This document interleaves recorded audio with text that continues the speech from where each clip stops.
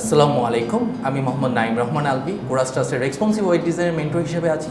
আমাদের CodersTrustে আরও যে কোর্সগুলো আছে, গ্রাফিক ডিজাইন, ডিজিটাল মার্কেটিং, সেগুলো অনেক টুলস অ্যান্ড টিপস আপনারা দেখছেন আমাদের ফেসবুক পেজে। আজকে আমি এসেছি আমাদের ওয়েব ডিজাইনের কিছু টুলস অ্যান্ড টিপস নিয়ে, এবং আমাদের এই টুলস অ্যান্ড টিপসের আজকের ফার্স্ট এপিসোড হিসেবে আমি আজকে আপনাদের দেখাবো CSS অ্যানিমেশনের কিছু অ্যাক্টিভিটিস। আমরা আমাদের যে ওয়েবসাইটগুলো বানাই, সেই ওয়েবসাইটগুলোতে অনেকগুলো মোশনের কাজ থাকে। সো মোশনের কাজগুলো করার জন্য আমরা মেনলি CSS অ্যানিমেশনটা ইউজ করি, যেমন একটা এলিমেন্ট এক জায়গা থেকে মুভ করে আরেকটা জায়গায়। সো এটা একটা এক্সাম্পল যদি আমরা দেখতে চাই, সো আমরা চলে যাই আমাদের ওয়েবসাইটে।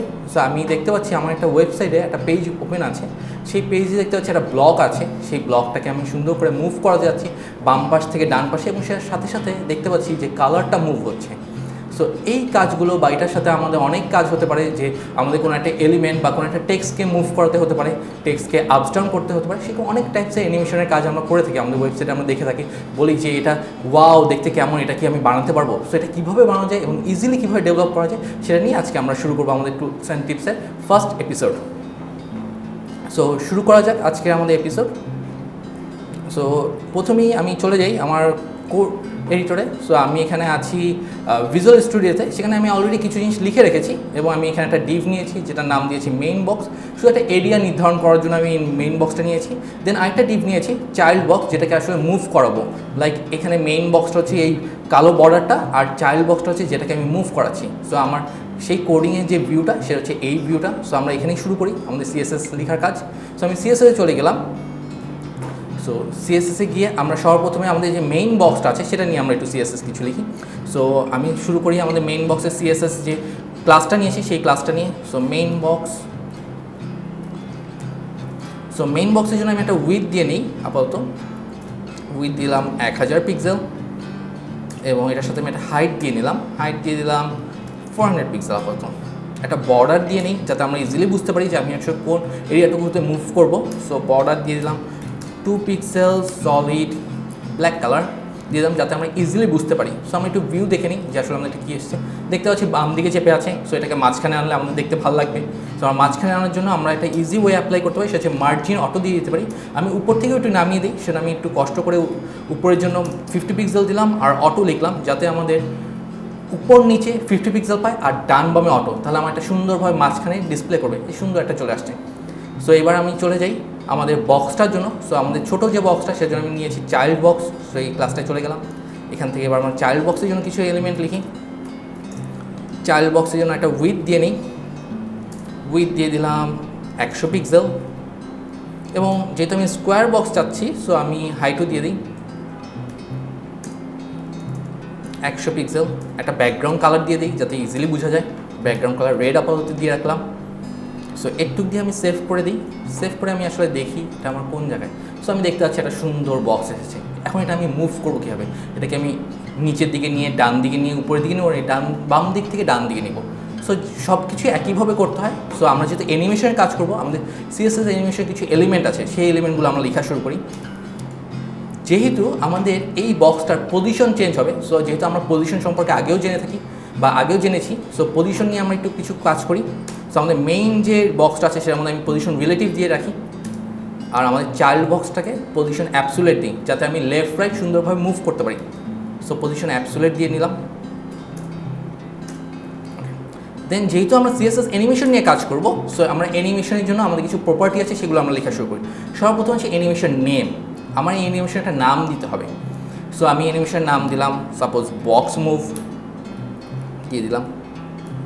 দেন আমার এই অ্যানিমেশনটা কতক্ষণ ডিউরেশন ব্যাপ্তি হবে, এখান থেকে এই বাম দিক থেকে ডান দিকে যে যাবে কতক্ষণ ধরে যাবে, সো সেটার জন্য একটা টাইম সেট করে দিতে হবে। সেটার জন্য আমাকে লিখতে হবে অ্যানিমেশন ডিউরেশন।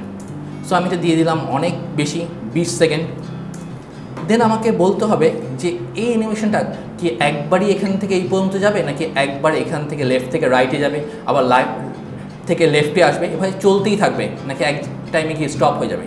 যদি আমার এটা চলতেই থাকে, তাহলে আমার এটা ইনফিনিটি টাইম মুভ করবে। আর আমি যদি বলি যে আমার এটা একবার মুভ করবে, 2বার মুভ করবে বা 10 বার মুভ করবে, সো এইভাবে আমাকে সেট করে দিতে হবে। সেটার জন্য আমার যে প্রপার্টিটা লিখতে হবে, সেটার নাম হচ্ছে কি অ্যানিমেশন ইটারেশন কাউন্ট। সো আমি এটা দিয়ে লিখলাম ইনফিনিটি, মানে এটা চলতেই থাকবে, তো চলতেই থাকবে। দেন আমাকে বলতে হবে যে আমার এটার যে স্পিডটা আছে এখান থেকে যে এই লাস্ট পর্যন্ত যাবে বা লেফট থেকে যে রাইট পর্যন্ত যাবে সেটা কী স্পিডে যাবে, এটা কি একই স্পিডে যাবে নাকি প্রথমে একটু আস্তে আস্তে যাবে পরে গিয়ে ফার্স্ট যাবে, সো এটা আমাকে একটু বলে দিতে হবে। সো সেটার জন্য আমাকে অ্যানিমেশন টাইমিং ফাংশন, সো আমি এটা লিখে দিলাম হচ্ছে গিয়ে লিনিয়ার। দেন ফাইনালি আমার একটা ডিরেকশন বলে দিতে হবে, আমার একটা ডিরেকশন কী হবে, লেফট থেকে রাইট যাবে, এটা হচ্ছে নর্মাল ডিরেকশন। আমি যদি বলি যে না আবার রাইট থেকে লেফটে যাবে, তার মানে হচ্ছে অল্টারনেটিভ ডিরেকশন। সো আমি এটা অল্টারনেটিভ ডিরেকশন হিসেবে দিই।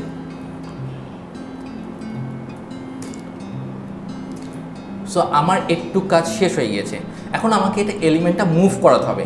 যেহেতু আমি বলেছি যে আমার বাম দিক থেকে ডান দিকে মুভ করবে, সো এই বাম দিক থেকে প্রত্যেকটাকে যদি আমি একটা এরিয়া ভাগ করে নিই, যে এটা হচ্ছে কি আমার একটা এরিয়া, এই সাইডে গেলে আমার আরেকটা এরিয়া, বা এটাকে আমি পার্সেন্টেজে যদি ভাগ করে নিই সুন্দর করে, যেটা আমার 0%, এখানে গেলে আমার 25%, 10%, 30%, 70%, এভাবে করে করে আমি যদি এটাকে 100% ভাবে কাউন্ট করি, তাহলে প্রত্যেকটা এরিয়ার আমি একটা পার্সেন্টেজ ইকুয়াল করতে পারবো। সো এই পার্সেন্টেজটাকে আমরা কি ফ্রেম দিয়ে ডিনোট করবো। সো কি ফ্রেম দিয়ে যেহেতু আমি ডিনোট করবো এটাকে, সো আমি এটাকে ইজি ওয়ে হচ্ছে কি পার্সেন্টেজে ডিক্লেয়ার করা। সো আমরা সেটা কীভাবে করবো সেটা নিয়ে আমরা একটু দেখি। সো আমরা আমাদের কোডিংয়ে চলে গেলাম। কোডিংয়ে গিয়ে যেহেতু আমরা অ্যানিমেশন নামটা দিয়েছি বক্স মুভ, সো এটার জন্য আমাদের একটা কি ফ্রেম ডিক্লেয়ার করতে হবে। সো কি ফ্রেমের জন্য আমাকে প্রথমে একটা @ সাইন দিতে হবে, দেন আমি কি ফ্রেম লিখে দিলাম, দেন আমাকে আমার অ্যানিমেশনটার নাম দিতে হবে। সো আমার অ্যানিমেশন নাম হচ্ছে কি বক্স মুভ দিয়ে দিলাম, দিয়ে একটা সেকেন্ড ব্র্যাকেট দিয়ে দিলাম। এবার আমাকে বলতে হবে যে আমার এটার কোন পার্সেন্টেজ থেকে কোন পার্সেন্টেজে বা কোন এরিয়া থেকে কোন এরিয়াতে মুভ করতে চাই বা কীভাবে মুভ করতে চাই। সো আমি এটাকে যদি বলেছি যে আমি পার্সেন্টেজে মুভ করবো, সেখানে ইজি ওয়ে হচ্ছে গিয়ে 0% থেকে আমরা শুরু করি। 0% একটা ডিক্লারেশন দিব, তারপর 25% একটা ডিক্লারেশন দিব, দেন আমরা 50% একটা ডিক্লারেশন দিব, দেন 75% একটা ডিক্লারেশন দিব। সো আমি এখানে অনেকগুলো কি ফ্রেম বা অনেকগুলো এরিয়া ডিসাইড করে নিলাম এবং ফাইনালি 100% গিয়ে একটা ডিক্লারেশন দেবো। সো আমি এখানে 5-6টা নিলাম, আপনি চাইলে আরও বেশি নিতে পারেন, কোনো অসুবিধা নেই। এখন আমাদের মুভমেন্টটা আমরা কীভাবে করব, যেহেতু আমরা এটাকে পজিশন অ্যাপ্লাই করেছি, সো আমাদের এখানে এই মুহূর্তে পজিশন আছে লেফট 0 এবং টপ 0। সো আমরা যদি এটাকে এই দুইটা এলিমেন্টের সাহায্যে এই পর্যন্ত নিয়ে যাই, তাহলে আমাদের জন্য খুব সুবিধা হবে। সো আমরা সেটাই অ্যাপ্লাই করি।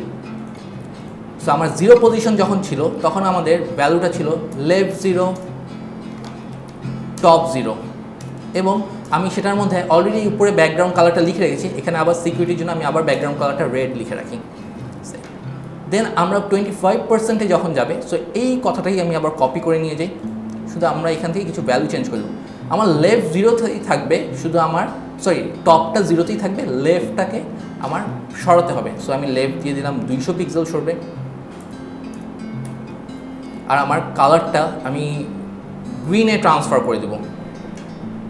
দেন আমরা চলে যাই হচ্ছে গিয়ে পরে 50%-এ, এখানে আমি বলে দিলাম যে এটা 400 পিক্সেল সরবে এবং এটার কালারটা হয়ে যাবে ইয়েলো। দেন আমরা 75%-এ এখানে গিয়ে আমি বললাম যে এটা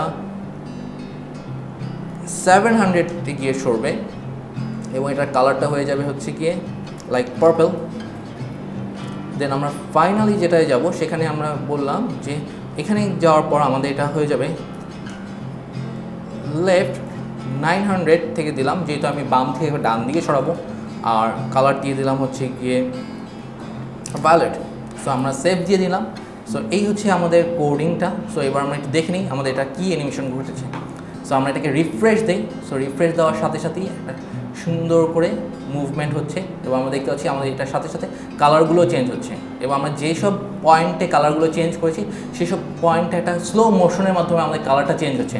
রেড থেকে গ্রিনে যাচ্ছে, গ্রিন থেকে ইয়েলোতে যাচ্ছে, ইয়েলো থেকে পার্পলে যাচ্ছে, পার্পল থেকে ভায়োলেটে যাচ্ছে, এবং আমাদের একেবারে শেষ এন্ডে গিয়েছে। এন্ড থেকে আবার রিভার্সে যখন যাচ্ছে তখন আমরা কিন্তু দেখতে পাচ্ছি কালারটা আবার আগের মতো চলে যাচ্ছে।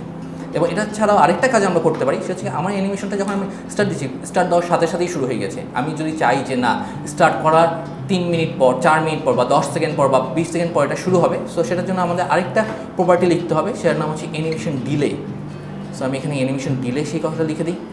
এটা কোথায় লিখবো, আমাদের চাইল্ড বক্স যেটাকে আছে কি আমরা মুভ করাচ্ছি সেখানে আমি গিয়ে লিখে দিলাম 5 সেকেন্ড, বা 5s লিখে দিলাম, সো এটা 5 সেকেন্ড। সো এটাকে আমি রিফ্রেশ দিই, রিফ্রেশ দিয়ে আমরা কাউন্ট শুরু করি 1 2 3 4 5। সো এখন আমাদের এটা শুরু হচ্ছে।